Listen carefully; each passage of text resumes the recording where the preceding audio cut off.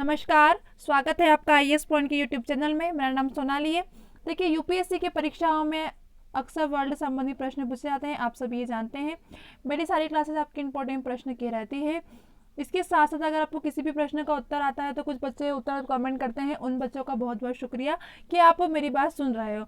ठीक है, इससे आपका ही फायदा होना है, क्योंकि ऐसा होगा कि आप अगर कुछ भी चीज़ें आंसर देते हैं तो हमें क्या होता है कि वो याद रह जाता है। जैसे कहीं भी प्रश्न आया तो हाँ हमने किया था, क्योंकि पढ़ा हुआ एक बार में याद नहीं होता है, हमें जो लिखा हुआ है ना वो एक बार में याद होता है। पढ़ा हुआ हमें 2 या 3 बार रिवीजन करना पड़ता है, उसके बाद ही याद होता है। ठीक है, चलिए तो बिना टाइम वेस्ट किए हमारे आज के प्रश्न की ओर चलते हैं। इसके साथ साथ आपको सारे प्रश्नों के उत्तर देना है, जिस भी प्रश्न के आपको उत्तर पता हो। चलिए, तो आज का हमारा पहला प्रश्न है, साइबर कमीशन किस वायसराय के कार्यकाल के दौरान भारत आया था? ऑप्शन है आपके पास lord Irwin, lord Chelmsford, lord Willingdon या लॉर्ड लिंथिगो। ठीक है, इसका सही उत्तर क्या हो जाएगा? इसका सही उत्तर होगा आपके पास option number A, lord Irwin. देखो, लॉर्ड इरविन को डिटेल में बताऊंगी आपको मैं। लॉर्ड इरविन इसका उत्तर, तो लॉर्ड इरविन जो है उन्हें 13 अप्रैल, ठीक है, 13 अप्रैल 1926, ठीक है, 1926 को भारत का वायसराय व गवर्नर जनरल नियुक्त किया गया था। कब किया गया था वायसराय इरविन को? तो इन्हें 13 अप्रैल 1926 में भारत का वायसराय व गवर्नर जनरल नियुक्त किया गया था। इसके बाद क्या हुआ? 1927 में, 26 को तो नियुक्त किया था, उसके बाद 1927 ईस्वी में ब्रिटिश सरकार ने सर स्टेफोर्ड क्रिप्स की अध्यक्षता में साइबर कमीशन का गठन किया गया था। किसका? साइबर जो कमीशन है इसका गठन किया गया था। चलिए आगे देखेंगे, इस आयोग का उद्देश्य क्या था? तो इस आयोग का जो उद्देश्य है वह 1919 में, ठीक है, 1919 में ही बन गया था, जिसका उद्देश्य क्या था कि सुधारों का अध्ययन करना था। ठीक है, जितने भी इस आयोग के उद्देश्य है 1900, मतलब जितने भी उद्देश्य उनका क्या करना था? उनका सुधार और अध्ययन करना था। ठीक है, हमारे लिए प्रश्न इंपॉर्टेंट क्या है इसमें? यह इंपॉर्टेंट है कि जो साइबर कमीशन है वह लॉर्ड जो इरविन है इनके कार्यकाल के दौरान भारत आया था। ठीक है, 3 अप्रैल 1926 को भारत व वायसराय व गवर्नर जनरल नियुक्त किया गया था इन्हें। इसका जो उद्देश्य है वह क्या था? सुधार और अध्ययन करना। ठीक है, चलिए अगले प्रश्न की ओर चलते हैं हम। अगला प्रश्न है, मुस्लिम लीग किस अधिवेशन में मोहम्मद अली जिन्नाह ने बांटो और छोड़ो का नारा दिया था? कौन सा नारा पूछा गया है हमसे? बांटो और छोड़ो का नारा किस अधिवेशन में मोहम्मद अली जिन्नाह ने दिया था? ऑप्शन है हमारे पास लखनऊ अधिवेशन 1931, कराची अधिवेशन 1933, लाहौर अधिवेशन 1940 या कराची अधिवेशन 1943। ठीक है, एक अधिवेशन 1933 में हुआ था और एक 43 में। ठीक है, कराची अधिवेशन। ठीक है, दोनों आपको याद रखने हैं। चलिए, तो इसका सही उत्तर क्या हो जाएगा? इसका सही उत्तर होगा ऑप्शन नंबर डी, मतलब ये कराची जो अधिवेशन 1943 है। ठीक है, इसमें क्या हुआ था? इसमें इस अधिवेशन में मोहम्मद अली जिन्नाह ने बांटो और छोड़ो का नारा दिया था। चलिए अब देखते हैं इसमें, तो मुस्लिम लीग की स्थापना कब की गई थी? मुस्लिम लीग की जो स्थापना है इसकी स्थापना की गई थी 1906 में। ठीक है, 1906 में मुस्लिम लीग की स्थापना की गई थी। इसमें ढाका में की गई थी। कहाँ पर की गई थी? तो यह भी याद रखना है, ढाका में की गई थी मुस्लिम लीग की स्थापना। आगे देखेंगे, मोहम्मद अली जिन्नाह इस संगठन के प्रमुख नेता थे। ठीक है, आगे देखेंगे, शुरू में जो मुस्लिम लीग का उद्देश्य था वह था मुसलमानों के अधिकारों की रक्षा करना, परंतु बाद में मुस्लिम लीग के लिए अलग देश की मांग शुरू कर दी थी। ठीक है, तो जो मुस्लिम लीग अधिवेशन है उसमें मोहम्मद अली जिन्नाह ने बांटो और जो छोड़ो का नारा दिया था वह दिया था कराची अधिवेशन 1943 में। आपका ऑप्शन नंबर डी सही हो जाएगा। मुस्लिम लीग की स्थापना कब की गई? तो 1906 में की गई थी। कहाँ पर? तो ढाका में की गई थी। चलिए, आई होप आपको याद हो गया होगा। अगले प्रश्न की ओर चलते हैं हम। अगला प्रश्न है हमारा, ऑल इंडिया मुस्लिम ने 23 मार्च 1940 को किस स्थान पर पाकिस्तान प्रस्ताव पारित किया गया था? ठीक है, पाकिस्तान प्रस्ताव पारित कब किया गया था? ऑल इंडिया मुस्लिम लीग ने। ठीक है, ऑप्शन है आपके पास कराची, हैदराबाद, लाहौर, लखनऊ। ठीक है, तो आप सभी जानते हैं कि पाकिस्तान में क्या? लाहौर। ठीक है, तो ऑप्शन नंबर सी आपका सही हो जाएगा, मतलब कि लाहौर। चलिए अब चीज़ें जान लेंगे हम थोड़ी सी इसके बारे में। तो 23 मार्च, ठीक है, 23 मार्च 1940 में मुस्लिम लीग ने पाकिस्तान प्रस्ताव पारित किया गया था। ठीक है, अब यह कहाँ पारित किया गया था, तो लाहौर में पारित किया गया था। आगे चलेंगे हम, तो मुस्लिम लीग भारतीय उपमहाद्वीप के मुस्लिम जो बहुल क्षेत्र होते हैं ना, उनको मिलाकर, मतलब कि जो मुस्लिम लीग जो भारतीय उपमहाद्वीप के जितने भी मुस्लिम बहुल क्षेत्र थे उनको मिलाकर पाकिस्तान का निर्माण करना चाहती थी, परंतु क्या हुआ कि पाकिस्तान का जो नामकरण है वह, ठीक है, इसका यह उद्देश्य था। आगे देखेंगे कि पाकिस्तान का जो नामकरण है वह किसने किया, तो वह क्या था, चौधरी रहमत अली ने। ठीक है, याद रखिएगा, भूलिएगा मत। ठीक है, चौधरी रहमत अली, ये नोट कीजिएगा। इन्होंने क्या किया था, इन्होंने पाकिस्तान की स्थापना की गई थी। हमसे प्रश्न पूछा गया है, ऑल इंडिया जो मुस्लिम है जो 23 मार्च 1940 को किस स्थान पर पाकिस्तान प्रस्ताव पारित किया गया, तो लाहौर में किया गया था। पाकिस्तान की स्थापना किसने की, तो चौधरी रहमत अली ने पाकिस्तान की स्थापना या उसका नामकरण बोल सकते हैं, नामकरण किया था। चलिए अगले प्रश्न की ओर चलते हैं हम। अगला प्रश्न है हमारा, महात्मा गांधी ने निम्नलिखित में से किस स्थान पर हरित पुस्तक जारी की थी। ठीक है, किस स्थान पर हरित पुस्तक जारी की थी, हमसे प्रश्न पूछा गया है। ऑप्शन है हमारे पास कलकत्ता, सूरत, राजकोट या साबरमती। ठीक है, चलिए तो देखो कि गांधी जी ने ब्रिटिश सरकार के विरोध में, किसके विरोध में, ब्रिटिश सरकार के विरोध में, ब्रिटिश सरकार के विरोध में हरित पत्रिका राजकोट में जारी की थी। ठीक है, कहाँ पर, राजकोट में जारी की गई थी। क्यों की गई थी, तो ब्रिटिश सरकार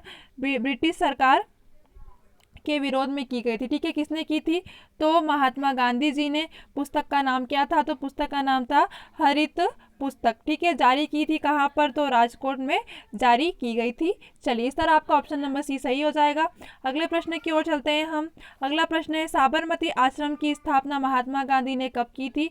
ऑप्शन है 1910, 1912, 1915 या 1918। ठीक है, अब देखो प्रश्न है हमारे पास कि साबरमती आश्रम की स्थापना, तो देखो कि इसका ऑप्शन नंबर सी आपका सही हो जाएगा, 1915। ठीक है, 1915 सही कैसे हुआ मैम, तो देखो कि साबरमती जो आश्रम है यह अहमदाबाद में, कहाँ पर हैगा, नोट कीजिएगा, अहमदाबाद में स्थित है। ठीक है, क्या अहमदाबाद में स्थित है, तो साबरमती आश्रम। ठीक है, अब यह कहाँ पर है, तो जो साबरमती नदी है उसी के किनारे स्थित है।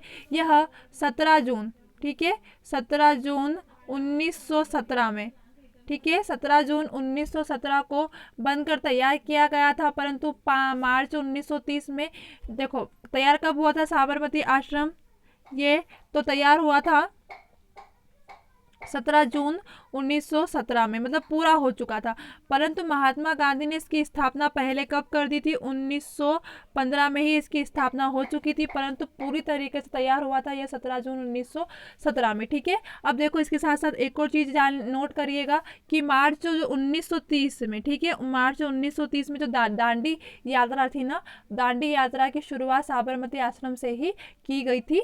चलिए अगले प्रश्न की ओर चलते हैं हम। अगला प्रश्न है हमारा, कर्नाटक के नगरों जो है उसमें विजयनगर साम्राज्य का सबसे बड़ी जो स्मारक है वह कौन सी है, विजयनगर की। ठीक है, ऑप्शन है हमारे पास गुलबर्गा, बेलगाम, गदग या हम्पी। ठीक है, चलिए तो इसका सही उत्तर क्या हो जाएगा, इसका सही उत्तर हो जाएगा आपका ऑप्शन नंबर डी, यानी कि हम्पी। अब देखो विजयनगर साम्राज्य की जो स्थापना है वह कब की गई थी, तो इसकी जो स्थापना है वह की गई थी 1336 ईस्वी में। ठीक है, 1336 ईस्वी में इसकी स्थापना की गई थी, किसके द्वारा, तो हरिहर प्रथम व उनके भाई बुक्का राय। ठीक है, हरिहर और उनके जो भाई थे बुक्का राय, ठीक है, दो लोग थे, इन्होंने इसकी स्थापना की गई थी। आगे देखेंगे विजयनगर साम्राज्य में 4 राजवंश थे, कितने थे, 4 राजवंश थे, कौन कौन थे, देखो नाम नोट करना, संगम, सालुव, तुलुव और अरविंदो। ठीक है, इन्होंने क्या किया था, इन्होंने 1336 से 1672 तक शासन किया था। हाँ, आगे देखेंगे वर्तमान में इस साम्राज्य का जो अवशेष है वह कर्नाटक में हम्पी में स्थित है। कहाँ पर है, हम्पी कहाँ पर है, तो हम्पी कर्नाटक में स्थित है, जिसकी यह क्या है, सबसे बड़ी इमारत है। चलिए अगले प्रश्न की ओर चलते हैं हम। अगला प्रश्न है हमारा, निम्नलिखित में से किस आध्यात्मिक गुरु का बचपन का नाम क्या था, गदाधर था। आई होप आपको इसका आंसर तो पता ही होगा। ऑप्शन देखेंगे, स्वामी विवेकानंद, राम कृष्ण परमहंस, श्री अरबिंदो या स्वामी प्रभुपाद। ठीक है, चलिए फटाफट हमें कमेंट सेक्शन में इसका आंसर बताइए। चलिए देख लेंगे इसका सही उत्तर क्या होगा। इसका सही उत्तर हो जाएगा आपका option number B, Ramakrishna Paramahamsa. अरे हाँ, कमेंट तो करना है आपको, फटाफट कमेंट कीजिए, इतने इजी इजी आंसर है, आपको इनके आंसर तो आना ही चाहिए, यूपीएससी के स्टूडेंट हो आप। चलिए तो देखिए कि इसका सही उत्तर क्या, option number B, Ramakrishna Paramahamsa. जो आध्यात्मिक गुरु व योगी, ठीक है, जो आध्यात्मिक गुरु भी कहे जाते हैं, योगी भी कहे जाते हैं, जिनका नाम क्या है, रामकृष्ण परमहंस। इनका बचपन का नाम क्या था, गदाधर चट्टोपाध्याय था, जो कि प्रश्न में आपको ऑलरेडी दिया गया है। वे स्वामी विवेकानंद के गुरु थे। किसके गुरु थे यह, तो यह स्वामी विवेकानंद के गुरु थे। पर स्थायी विवेकानंद रामकृष्ण मिशन की स्थापना की थी। इन्होंने क्या किया था कि उनके नाम पर ही किसकी स्थापना की थी, स्वामी विवेकानंद रामकृष्ण मिशन की स्थापना की थी। ठीक है, तो हमसे प्रश्न पूछा गया है कि गदाधर चट्टोपाध्याय किसका नाम था, तो रामकृष्ण परमहंस का बचपन का नाम था। चलिए अगले प्रश्न की ओर चलते हैं हम। अगला प्रश्न है हमारा, महात्मा गांधी ने कांग्रेस के किस अधिवेशन को एक बार अध्यक्षता की। ठीक है, ऑप्शन देखेंगे, अमरावती, बेलगाम, नागपुर या कराची। ठीक है, ऑप्शन प्रश्न नंबर आपका 8वां है यह। तो देखो इसका सही उत्तर क्या होगा, इसका सही उत्तर हो जाएगा आपका बेलगाम। ठीक है, महात्मा गांधी ने क्या किया था, महात्मा गांधी ने 1924 में कांग्रेस के जो बेलगाम गांव है, ठीक है, बेलगाम, यहाँ पे क्या अधिवेशन में कांग्रेस के अध्यक्ष बने थे। ठीक है, कहाँ के बने थे, बेलगाम के क्या बने थे, अधिवेशन में कांग्रेस के अध्यक्ष बने थे। वे केवल एक बार ही भारतीय कांग्रेस के अध्यक्ष रहे हैं। ठीक है, एक बार क्या रहे, एक बार ही यह भारतीय कांग्रेस से क्या रहे हैं, अध्यक्ष रहे हैं। इस तरह आपका ऑप्शन नंबर बी सही हो जाएगा। अगले प्रश्न की ओर चलते हैं हम। अगला प्रश्न है हमारा, जहांगीर निम्नलिखित में से किसके इंग्लिश खान कहा जाता है। ठीक है, मोस्ट इंपोर्टेंट प्रश्न है कि इंग्लिश खान जहांगीर में से किसे मतलब कि इंग्लिश खान कहा जाता है। ऑप्शन है आपके पास, Thomas Roe, William Hawkins, Henry Middleton या उपरोक्त में से कोई नहीं। ठीक है, चलिए तो इसके बारे में हम जान लेंगे। तो विलियम जो हॉकिंस है हेक्टर, ठीक है, विलियम हॉकिंस हेक्टर नामक समुद्री जहाज में भारत की यात्रा पर, ठीक है, भारत की यात्रा पर, ऑप्शन नंबर बी आपका सही होगा। इसमें क्या होगा कि विलियम जो हॉकिंस है यह समुद्री जल में भारत की जो यात्रा पर इन्होंने 1607, ठीक है, 1607 में खाना हुआ, जो मतलब रवाना हुए थे। इसके बाद क्या हुआ था, रवाना होने के बाद वह अगस्त 1608 को सूरत में पहुंचे। ठीक है, तो इन्हें क्या कहा जाता है, इन्हें इंग्लिश खान कहा जाता है। चलिए अगले प्रश्न की ओर चलते हैं हम। अगला प्रश्न है हमारा मोस्ट इम्पोर्टेंट प्रश्न है, सभी को आता होगा, मैंने पहले भी पढ़ाया था। देखो चोरी चोरा, ठीक है, चोरी चोरा की जो घटना है वह बाद में कौन सा आंदोलन बंद किया गया था, इसके बाद में कौन सा आंदोलन बंद किया गया था। ऑप्शन है आपके पास, सविनय अवज्ञा आंदोलन, असहयोग आंदोलन, भारत छोड़ो आंदोलन या खेड़ा सत्याग्रह। ठीक है, देखो तो इसका सही उत्तर हो जाएगा ऑप्शन नंबर बी, असहयोग आंदोलन। अब असहयोग आंदोलन कैसे, देखो 5 फरवरी 1922, ठीक है, 5 फरवरी 1922 को गोरखपुर के निकट चोरी चोरा बोल लो इसको, इसका नामक स्थान पर असहयोग आंदोलन में कुछ जो आंदोलनकारी होते हैं ना, उनके द्वारा जो लोग आंदोलन कर रहे थे उन्होंने क्या करा था कि पुलिस चौकी पर आग लगा दी थी। ठीक है, आग लगाने के बाद क्या हुआ, इस घटना में 22 जो पुलिसकर्मी थे उनकी मृत्यु हो गई थी। ठीक है, सबसे इम्पोर्टेंट क्या है कि जब ये चोरी घटना हुई थी, इसमें क्या हुआ था कि जो पुलिसकर्मी थे, जो पुलिस की चौकी थी उस पर आग लगाने के बाद 22 पुलिसकर्मियों की मृत्यु हो गई थी। इस घटना से दुखी होकर गांधी जी ने, महात्मा गांधी जी ने असहयोग आंदोलन को वापस देने का फैसला किया था। इस तरह आपका ऑप्शन नंबर बी सही हो जाएगा। चलिए आज की क्लास हमारी यही खत्म होती है। इसके साथ साथ अगर आपको किसी भी प्रश्न में कोई भी डिफिकल्टी हुई हो तो आप हमसे कमेंट सेक्शन में पूछ सकते हैं। चलिए तब तक के लिए बेस्ट ऑफ लक, मिलते हैं हमारी अगली क्लास में।